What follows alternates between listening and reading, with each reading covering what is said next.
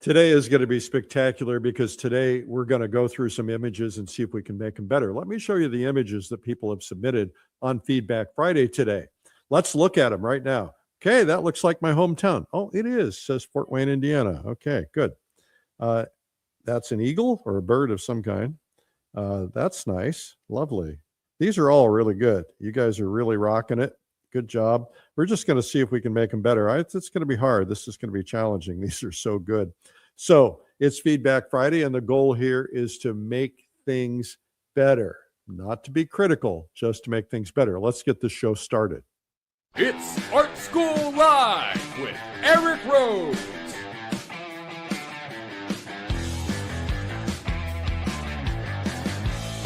Now, here's your host, Eric Rhoads. We're here every weekday, and we would love to have you as a subscriber. We would be honored if you would hit that subscribe button. That'd be really cool if you're watching on YouTube. If you're watching on other things, just make sure you follow, and then you'll find us there. Okay? Sounds like a plan. Now, we're going to look at some paintings. We're going to try to make them better and see if we can improve them. When we're critiquing paintings, we want to be nice. We want to be thoughtful. We don't want to turn somebody off and get so angry that they don't ever think they can paint again.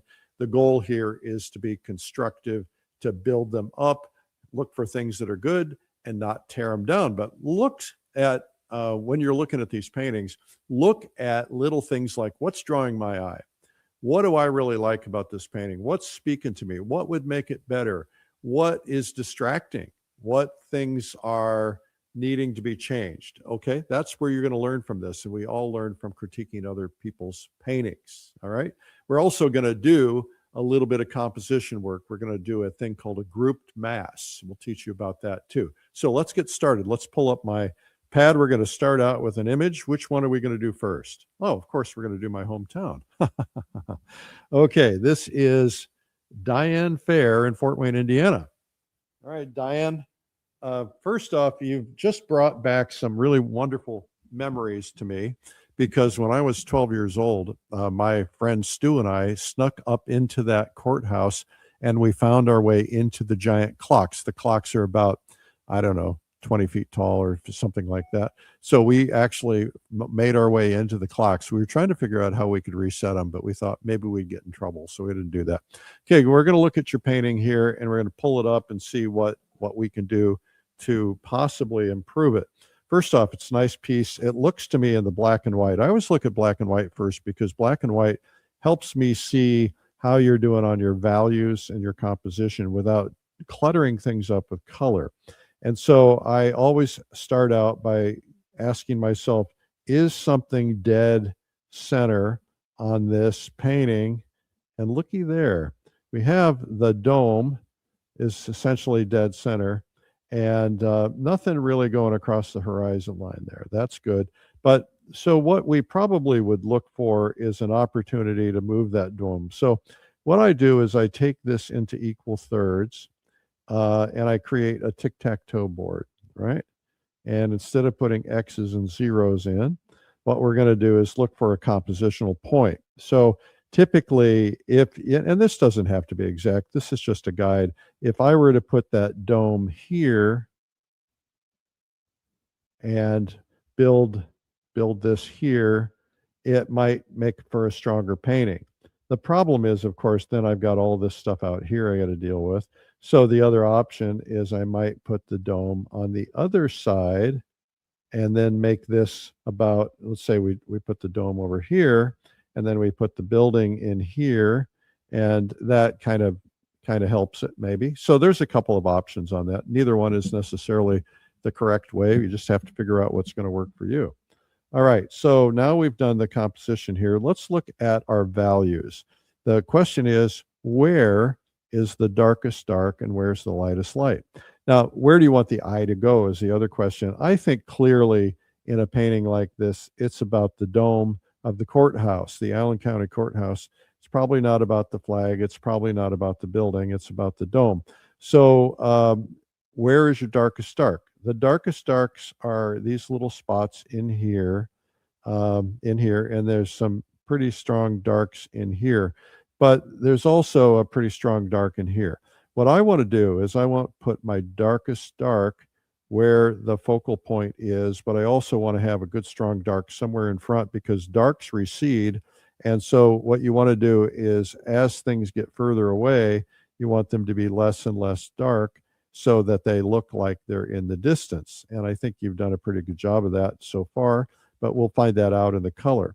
So if we were going to recompose this, then maybe we would just trim it like that, Diane, so that's a little bit off center, or maybe we again we move the dome. We're not going to worry about that right now. So I'll tell you what, let's just recompose this. We'll take this out here, and maybe we'll just kind of put this building in over here kind of on the edge so you kind of know it's a building. But the focal point is this anyway. Everything needs to support your focal point, right? All this stuff, everything else is just distraction. And what you really want to do is put all of your love and kindness into this. We're putting all your focus on there. So what we would probably do is we look for a good strong dark, and we probably just really enhance the dark in a couple of spots on this. It feels to me like, even though this is a little further away, where on this do we want you to look? Maybe it's the clock, something like that. So we just look for ways that we can reinforce the darks and get good contrast, because contrast is a really great tool to really make something stand out. And you see how much that stands out if we get that contrast on there. And so maybe your darks need just a little bit more dark. We have a tendency to take our paintings and kind of mush our colors together. You take one color plus another color, and when you lay them side by side, next thing you know, you start mixing them, and then you get mud. And you want to be careful about that. Now, we're also going to look at this, and we're going to ask ourselves, where is the strongest vertical? Well, if we go back to the original painting here, the strongest vertical would be either the tree or the building. Let's see if we can get back all the way back there. So you got a strong vertical here. This, you've got a stronger vertical here because it's longer. And so when you have verticals, it's okay to have multiple verticals, but you don't want to have them the same size. So this one's smaller, this one's smaller, this one's smaller, this one's smaller. And that's good because you want to have what's called a dominant vertical. So one primary.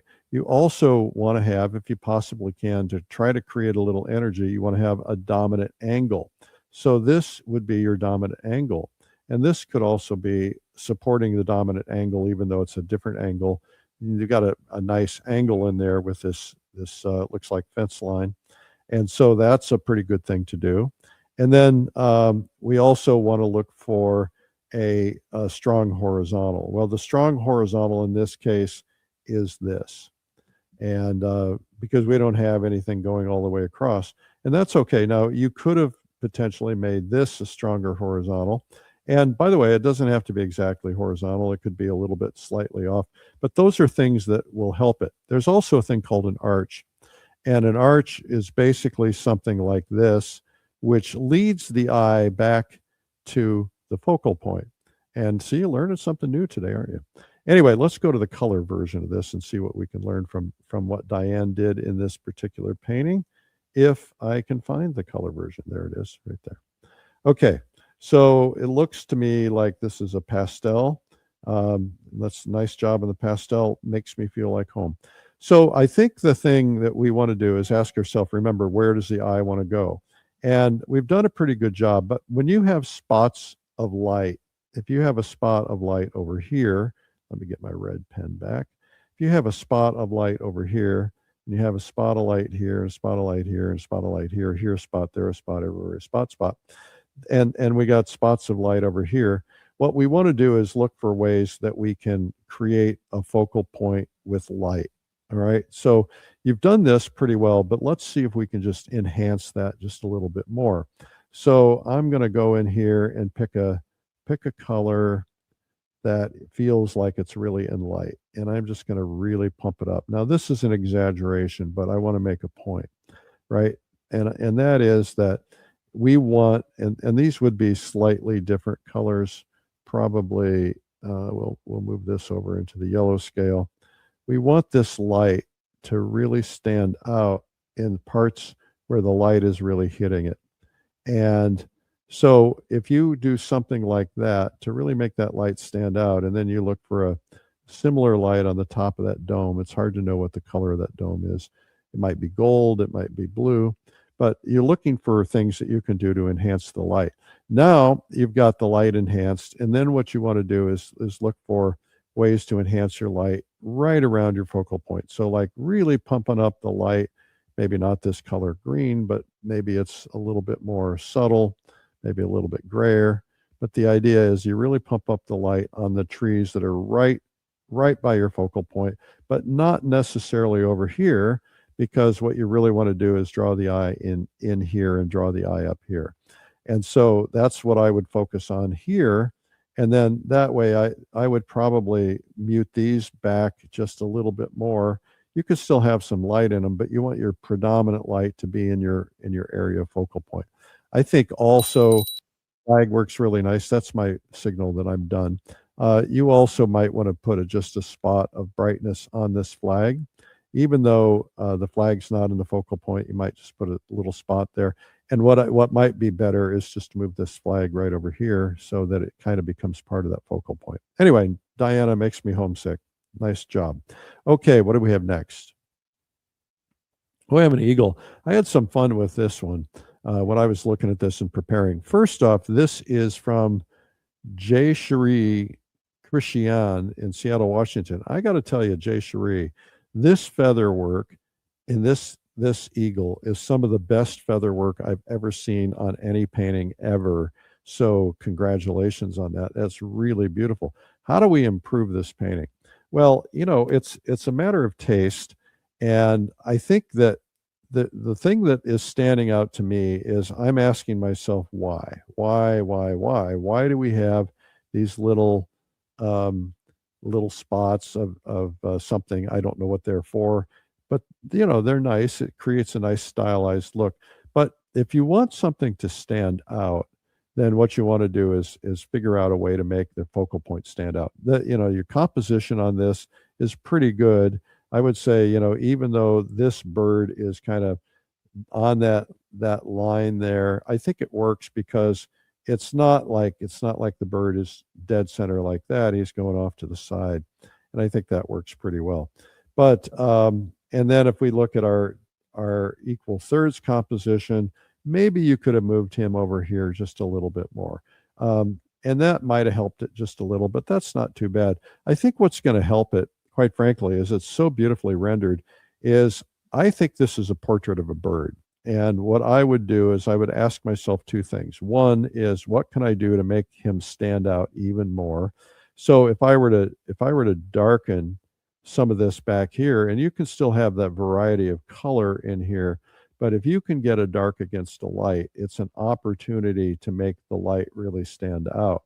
And again, you don't have to do that, but you could take variations of these colors and look for dark versions of those colors and just try to enhance that just a little bit and make it a little bit darker. If nothing else, get some darks around the edges just so that it stands up. The other thing is the feathers need to be softer in some places. If you have sharp edges everywhere, then it doesn't feel like it's going into the distance. So if you were to say that you wanted to take some of these feathers and soften them up in certain places, maybe on the side of the head or the top of the head, or maybe all around it, maybe where these sharp edges are happening, these feathers down here read really, really well. And all the feathers do. But I'm going to show you something that I went ahead and did and prepared. I took this bird and I put the bird against a night sky. Now, you could have green in there, you can have anything in there, but see how much he stands up. And look what I did is I softened up the, let's see if I can do this. All right, I softened up the feathers everywhere, in here, and I even softened a few of these in here so that not everything is sharp. And then I also softened up around the eyes. Now I'm going to go back to the original one and let you see the difference. See, that looks really sharp around the eyes, and the eyes, you want them to be certainly sharp to get attention. I softened up in this beak a little bit. So we'll go back. Oh, look at that. He's got glasses on. Oh, Okay, so here we have glasses on. I guess we need to just kind of do that. Now we have the professor bird.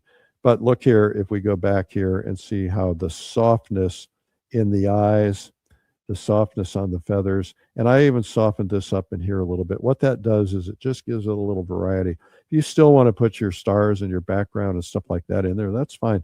But you know that what makes this painting are the feathers. And these feathers, as far as I'm concerned, are the star of the show.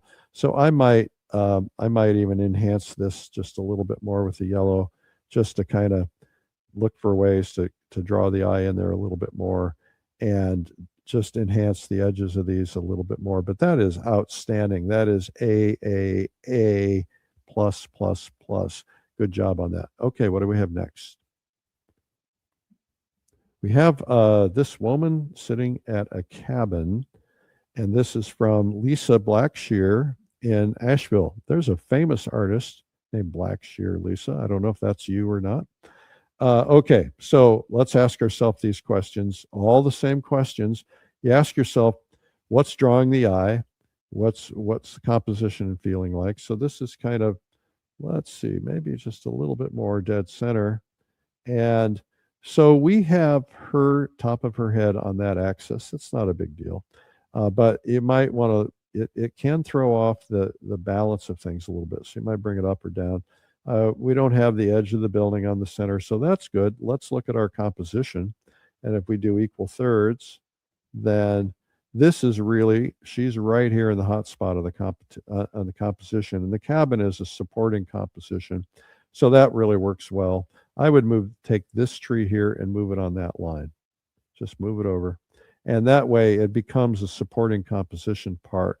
And you've got the fence here kind of goes right up to that. I think that works really well. It leads the eye in. Now ask yourself this, where's the darkest dark? And the darkest dark is right here. And that's actually a pretty good place for the darkest dark, but you might want to make a darkest dark right in here, get some strong shadow in here, because this painting is all about this woman. The cabin is secondary, but the cabin is a lot. You've got some darks back in here, and you want to be careful with darks going in the distance, because if they're too dark, they won't read like distance. Now we're going to pull up the color version of this, Lisa, and see if we can find it here. Where did it go? All right. So the color, you can see a lot more in the color.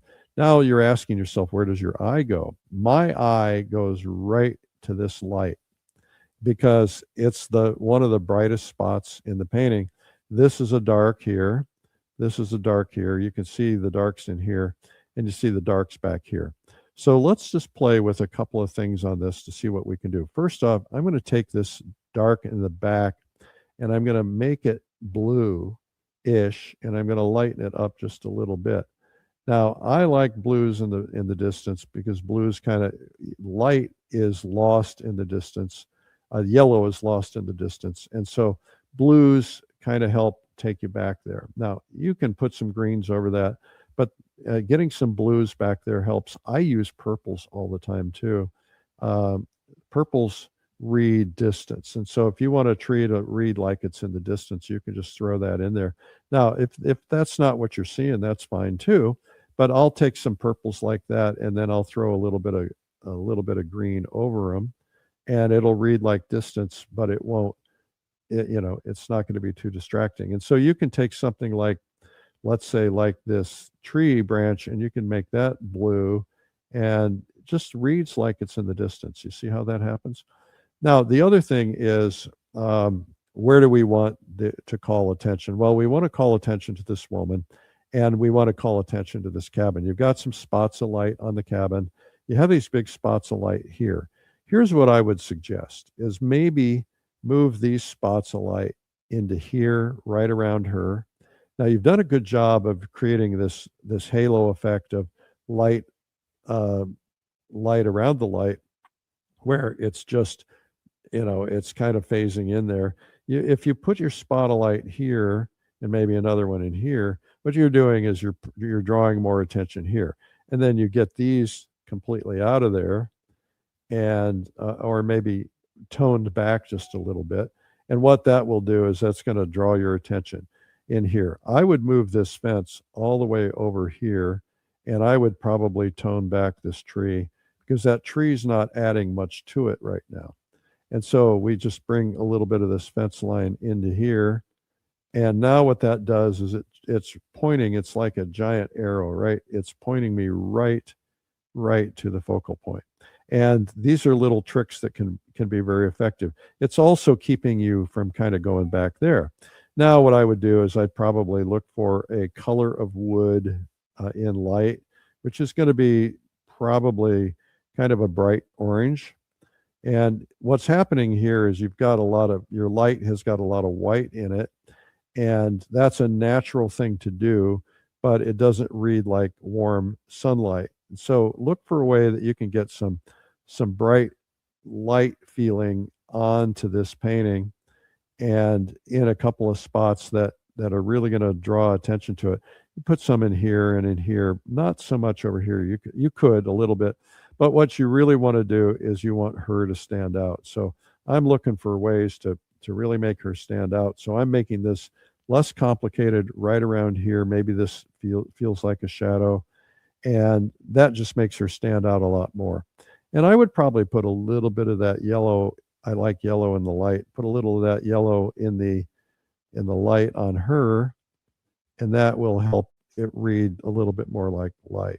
And now also keep in mind that you've got a shadow side and a light side. So I think if you could just take the shadow, a little more shadow on part of her blouse, so that it separates it a little bit. That'll give you a little bit more shadow. You've done that pretty well down on the side of the dress. So just go ahead and make sure you're enhancing these shadows as much as you possibly can, and that'll make her stand out. And then get a good, nice dark on her hair, and just doing that helps a lot. And you don't have to do a lot more. Her face looks pretty good. I'm looking at this spot and I'm saying, it's not adding anything. Let's just take it out. So now what happens is now all the attention is going over here towards her. So you could potentially just pump up this light right in here, and that's just making her stand out. And that really makes that painting really glow. That's what I would do. Okay, nice job on that, Lisa. Okay, what do we have next? Okay, we have a landscape painting. This is very impressionistic, and you can really tell this by the black and white version. So take a look at this black and white version. Now, the question is, this is a really great example of how lights and darks can fool your eye. Now, I love all the brush work in this, the leaf work. It's really lovely. The question that I have here is, where do you want my eye to go? So we have this on the axis of the center. This tree is on the axis of the center. We don't have a horizon line here. That's good. Let's look at our equal thirds and ask ourselves, what could we do? Well, I might move my focal point either over to here or over to here because they're trees, and maybe not have such a dominant tree in the middle, maybe a lighter one, or maybe just move that one over. The other thing is, where's the darkest dark? Do you see the darkest dark in this painting? I'd say it's here and in here. So you've got a nice dark in front. That's good. But if this is your focal point, you might want to enhance the darks on here and reduce some of these other darks, because you want this to be really standing out. We're going to look at the color version, though. This is really a lovely painting. This is done by Miss M.O. So really nice job, M.O. I like it a lot. I think, overall that it's lovely. Everything about it is lovely. My eye doesn't exactly know where to go, but I think your intention is probably for it to go here. But there's a lot of brightness here, not much light and brightness here. So I think this is pretty nice. If we were to take this tree and maybe move it over here and make it even stand out a little bit more, and then darken the backs of it, that might do what we need to do here. I'm getting the wrong color up. And then ask yourself, what can we do to make this feel a little bit different? We take this tree out and then make it all about the light right here in this particular area. You could still have a tree here, but I would consider that. The only other thing I see here, and I think this is really strong, is I would probably take some of this light from the sky and get some of that into this. It looks like water. If it's not water, it's reading like water. So I would just kind of get that in there and maybe ask myself, where can I take it that will kind of lead the eye back to the focal point? Really nice job on that, Mo. Okay, what do we have next? Okay, we have the, it looks like a Albert Bierstadt painting, and we're gonna look at the black and white first. This is really pretty.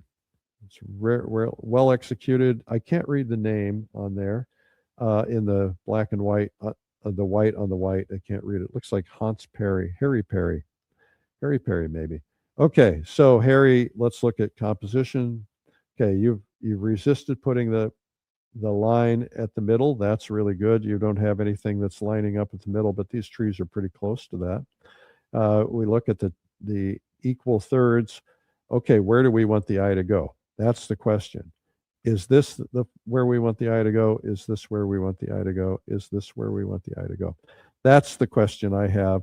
And I think what's happening is the eye tends to go here because of the darks. You've got the nice reflections. So let's just look at our darks. Where's the darkest dark? We got one in here, got one in here. These darks are less darks, so you've done a good job of driving those to the back. And all this in the background is really not fighting it at all. It really disappears. But when you look at the color version, you're going to be surprised at how much it looks a lot darker than it really is. And that's pretty spectacular. So now with the color, this is where my eye is going. So if this is our tic-tac-toe board, then this is the focal point right in here, and that works really well. These become secondary. They're drawing the eye back there, but this color is really strong. And I don't think you need to do anything with that. If I were going to enhance it, I might enhance it just a little tiny bit. Maybe strengthen it just a little bit more. But I think, overall it's doing the job, and I think that's lovely. So really, there's not much more I would do. I think this blue back here really helps support this tree. I might just make that go down just a little bit more, just so that it lightens it up, create a little bit of something back there. And maybe I would look for a way I could put something back there that kind of feels like it's part of another mountain or something, just to create some distance. But really, really nice. I can't find anything wrong with it. I will tell you one thing I would do is, you have these rocks in here, and they're really lovely, but I would add a little bit more light into these rocks, not quite that much. And I would kind of take these rocks and kind of lead the eye back. You have the rocks that are underneath all of this, and that's nice. And that's pretty easy to do. And kind of you're trying to point me to the focal point. Anyway, A+. Good job on that. That's Harry Perry. All right, Harry. Okay, I want to tell you about something real quickly. We've got a bunch of stuff coming up that you need to know about. First off, we have Acrylic Live is just around the corner. It's coming up in March. It is a 4-day event teaching acrylics, some of the top acrylic painters in the world. And it's coming up March 24th through 27th. And you need to sign up. It's going to be spectacular. It's like a Whitman's sampler box, right? You get to see lots of different painters, lots of different styles, lots of repetition of concepts and ideas, lots of different approaches on how people do things. And that's a really good thing to do if you really want to sharpen your skills, meet a lot of people, and get around. So I would highly recommend Acrylic Live. Also, we have coming up a trip to China. I'm going to be hosting that trip. We actually are starting out with Japan, and then we're going to China. But the China trip is a painting trip. The Japan trip is a collector's trip, but a lot of artists go on both. And then we will have a 3 or 4 day Japan painting trip after the collector's trip before we go to China. So it's going to be pretty cool. So we're working on that now. We're going to go back to paint Mount Fuji, which we did a couple of years ago, and it's spectacular. So go to plenairtrip.com/China, And there should be a link in there for Japan too, if you're interested in that. Okay, now we're going to go back here. I should mention to you that we have a free gift for you today.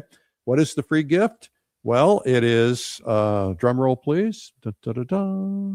Just go to plenairmagazine.com/plein air tips. Okay, we're going to go right back to the next image. What's the next image? Okay, we have the rocks.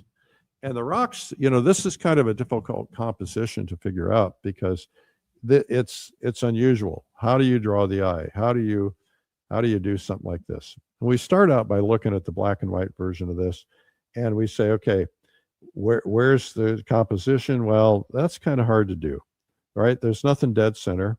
In terms of this kind of works more in a landscape situation, but this is just a painting of rocks. And so the question is there one or two that you really want to draw attention to? And if that were the case, you would probably brighten up a couple of them and then reduce down the light on a couple of others, because what's happening is it's just your eye doesn't know where to go. But quite frankly, it's just so lovely as it is. This is from, I can't read it, but we'll go to the color. This is from Istanbul, Turkey. Sigdium Kabagulu. I'm sorry. Okay.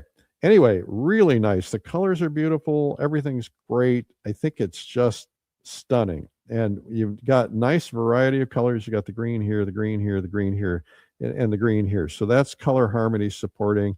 You have an opposite color. You have the red spots in here, which really sets off the green. And then you have some blues and some purples, which just gives you some variety. So I think, overall, the question is which rock, if you had to pick a rock, would be your star. I'm guessing it's the one with the most light on it. And the only other thing I would say is, you're reflecting the sky, but you might be reflecting some other things. So let me just show you a couple things. I'm going to take a little bit of green, and I'm going to take a little bit of green, if I can find the right color green. I'll put a little green in the edge of this rock and in the edge of this rock. Why am I doing that? Because this is reflecting in. So this is a really great opportunity to find some reflected light and reflect the light from one rock to the other. That'll just take this to the next level of sophistication. And then the same thing here is you have this red color here. You have the opportunity to put a little of that red color reflecting into this rock and even into this rock and maybe even into this rock. And so this is a game you can play. Now, you've done a nice job of reflecting that blue in this rock from that rock. So that's you get it. But you have little spots like this little spot here. You can reflect those in.